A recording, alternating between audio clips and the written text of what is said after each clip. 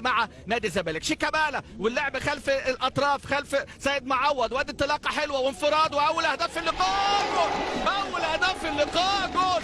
ادي امامنا عمر جابر. الزمالك يلعب خلف مدافع النادي الاهلي، كره خلف المدافع كان متقدم سيد معوض وانطلاقه حلوه قوي. شيكابالا يضع التمريره الاماميه ويسجل على طول عمر جابر في الدقيقه الرابعه من بدايه اللقاء. انفراد حلو قوي. بص شوف شيكا بيعمل ايه. الزمالك مركز على نقاط ضعف النادي الاهلي، وادي امامنا فرق السرعه ما بين نجيب وعمر جابر، ويحطها على القدم الثابته لشريف اكرامي عشان يتقدم الفارس الابيض باول اهداف هذه المباراه. الزمالك يتقدم على الاهلي في هذه المجموعه. فوز ليوبار بالامس على اورلاندو يعني جعل امكانيه ان يكون الفرق الاربعه برصيد 7 نقاط ويبقى الحسم في الجوله الاخيره.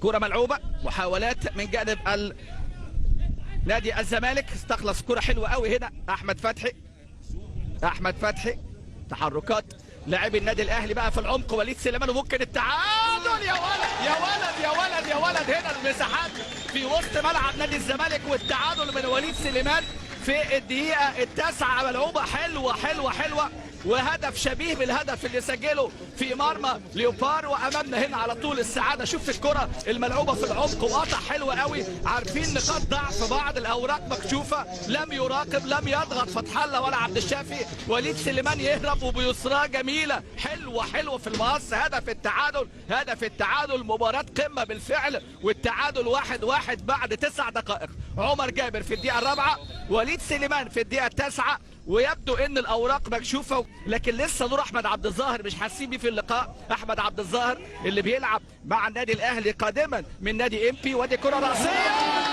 هنا على طول هدف احمد عبد الظاهر نشعر به في هذه اللقطه، والهدف ظاهر بالالوان الحمراء. والهدف هنا في مرمى نادي الزمالك ياتي في الدقيقه 15. احمد عبد الظاهر من الركنيه اتلعبت حلوه قوي من النجم احمد فتحي، وهنا بلا رقابه وبدون اي تدخل من لاعبي نادي الزمالك سواء من حماده طلبه او من محمد عبد الشافي، ويركنها حلوه قوي احمد عبد الظاهر عشان يسجل في مرمى نادي الزمالك. امامنا هنا هدف التقدم للاهلي. الزمالك يتقدم بهدف لعمر جابر، ثم يعادل وليد سليمان في الدقيقه التاسعه بهدف جميل جدا، ثم الرأسيه الموجهه في هذه اللقطه في الدقيقه 15 من عمر هذه المباراه. امامنا استلام محمد ابو تريكه على طول يسند المره دي عبد الله السعيد.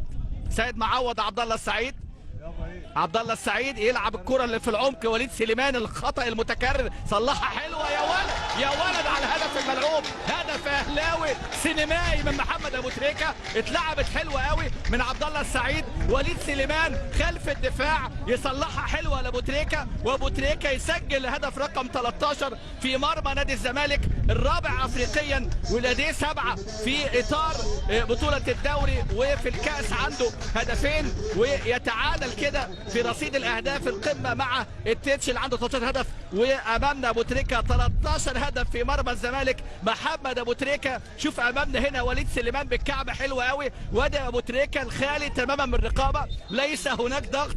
الدفاعات الزملكاويه يعني هنا في هذه المباراه وكما هو معتاد في اللقاءات الاخيره. وبص شوف ابو تريكه، وبص شوف وليد سليمان بكعبه حلوه، وابو تريكه في الزاويه صعبه على عبد الواحد السيد، لكن جمله حلوه قوي. هدف سينمائي اهلاوي. اللمسه الحلوه كانت من عبد الله السعيد، التحرك الاروع من وليد سليمان، واللمسه الاخيره والتسديد. وادي امامنا هنا يعني اللسان حال الجهاز الفني نادي الزمالك، لا حول ولا قوه الا بالله في هذه المباراه حتى الان لم يسجلوا. ادي امامنا الاهلي عبد الله السعيد، تحركاته عبد الله السعيد، تغيير اتجاه بشكل رائع جدا عبد الله السعيد. حسام عاشور لمسه المره دي على طول. ابو تريكه الاشهاب. ابو تريكه لمسه واحده والتحرك في الجانب اليمين يعدلها على طول. وليد سليمان يعملها حلوه قوي بشماله والتحرك المره دي. والهدف الرابع عن طريق احمد فتحي يسجل في مرمى الزمالك. كان سجل في لقاء سابق في 2007 2008 عندما سجل عماد متعب، سجل احمد فتحي. النهارده احمد فتحي يسجل للنادي الاهلي في الدقيقه 70 عشان تبقى النتيجه 4-1 لصالح النادي الاهلي. 4-1 لصالح النادي الاهلي. هدف ملعوب وتحركات خلف المدافعين. وادي امامنا هنا لمسه حلوه قوي، وليد احمد فتحي ينطلق. فكرنا بهدفه في كوت ديفوار في 2008. احمد فتحي مع منتخب مصر سجل في الزمالك من قبل في طبعا لقاء 2007 2008 2-0 للاهلي. ادي عبد الواحد السيد بلا حيله امام دفاع قليل الحيله. 4 الاهلي 1 الزمالك حتى الان في مباراه اليوم، ونتيجه كبيره قوي وتفوق للاهلي مستحق في مباراه اليوم. من المتألقين في لقاء اليوم ادي ملعوب على طول ركنيه للزمالك. نادي الزمالك يضغط لحفظ ماء الوجه امام الاهلي المتفوق، وانطلاقه حلوه قوي من حازم امام. حازم امام الحقيقه عامل نشاط كبير، ولكن شهاب بدا يميل عشان يغطي ويلعب عرضيه حلوه قوي، وادي راسيه وهدف. هدف هنا، هدف في هذه اللقطه. يسجل احمد حسن عشان يبقى خامس لاعب مع مصطفى كامل طه وعبد الكريم صقر وجمال عبد الحميد وحسام حسن اللي سجلوا بالوان الناديين. شوف المهاره، وشوف امامنا حازم امام ويسجل احمد حسن ضربه راسيه في هذه اللقطه في الدقيقه 82. تصبح النتيجه 4-2. هنا البديل، وادي خطا من شريف اكرامي في ابعاد الكره، مستنيها احمد حسن. مرور حلو قوي من حازم امام ومراوغه ويعدي، وشهاب هو اللي راح يغطي. وامامنا راسيه بقى الخبير والقدير احمد حسن اللي بيسجل هنا في هذه اللقطه وفي هذه اللحظه.